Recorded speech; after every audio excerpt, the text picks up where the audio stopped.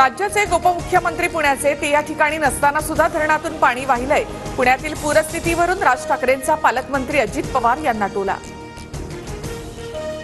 288 पाडायचे की लढवायचे, बैठकीमध्ये ठरवणार जरांगेंचा इशारा। तर कृती करेपर्यंत एखाद्याच्या बोलण्यात तथ्य नाही, जरांगेंच्या आव्हानावर पंकजा मुंडे यांचं उत्तर। महाराष्ट्रातही मणिपूर सारखं काहीतरी घडण्याची चिंता वाटायला लागली। मणिपूरच्या मुद्द्यावरून शरद पवारांचं मोठं विधान। मराठा समाजाचे 225 आमदार निवडून आणण्याचा पवारांचा डाव, प्रकाश आंबेडकरांचा आरोप। तर फडणवीस आणि जरांगे पाटलांचं भांडण नकली, आंबेडकरांची टीका। प्रकाश आंबेडकरांचे आरोप मला धक्का देणारे, त्यावर माझा विश्वासच बसत नाही, मनोज जरांगे यांचे वंचितच्या नेत्यांना प्रत्युत्तर। शरद पवार निवडणुकीच्या तोंडावर दंगल घडवण्याची भाषा करतात। मराठा आरक्षणाच्या मुद्द्यावरून फडणवीसांना खलनायक करण्याचा प्रयत्न, फडणवीसांवरील आरोपावर बावनकुळेंचं प्रत्युत्तर। समित कदम आणि फडणवीसांचे घरगुती संबंध, फडणवीसांचा निरोप घेऊन समित 5-6 वेळा मला भेटला, देशमुखांकडून आरोपांचा पुनरुच्चार। तर साधा कार्यकर्ता असतानाही समित कदमला वाय दर्जाची सुरक्षा का, देशमुखांचा सवाल।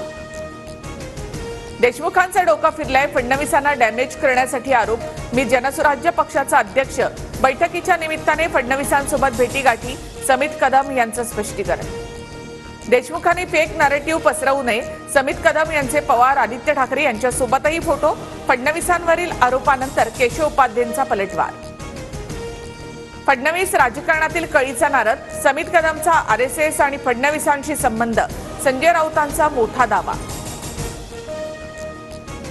आदित्य ठाकरे आणि पार्थ पवारांना खोट्या आरोपांमध्ये अडकवण्यासाठी फडणवीसांनी प्रयत्न केले, अनिल देशमुखांकडून फडणवीसांवर आरोपांची मालिका।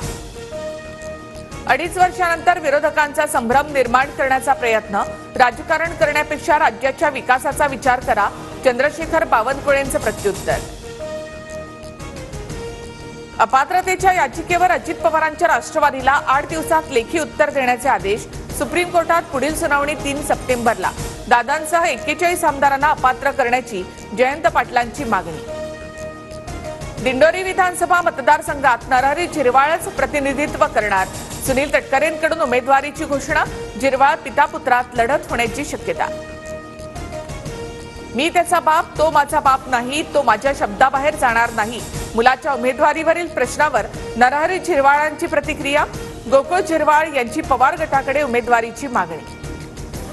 किती पाणी सोडलं हे लोकांना सांगायला हवं होतं, सर्व शहरांमध्ये नियोजनांचा अभाव, सरकार पालिका निवडणूक घेत नाही, राज ठाकरेंनी सरकारला घेरलं।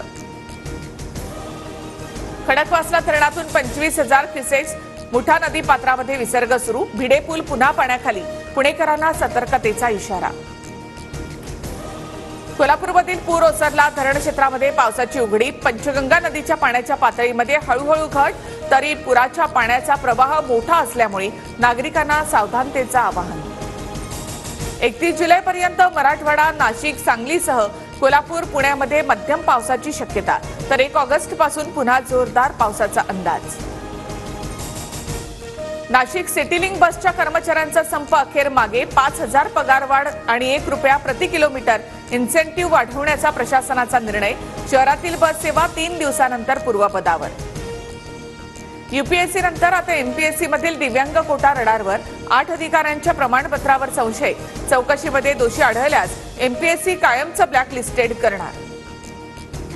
जिल्हाधिकारी सुहास दिवसे यांच्या विरुद्ध छळवणुकीची तक्रार केल्याप्रकरणी 3दा समन्स बजावून सुद्धा पूजा खेडकर गैरहजर, संपर्क क्षेत्राच्या बाहेर असल्याची वरिष्ठ अधिकाऱ्यांची माहिती। 21व्या शतकातही कमळारूपी चक्रव्यूह, भाजपनं जनतेभोवती बनवलेल्या चक्रव्यूहाला आम्ही तोडू, अर्थसंकल्पावरून विरोधी पक्षनेते राहुल गांधींचा सरकारवर हल्लाबोल।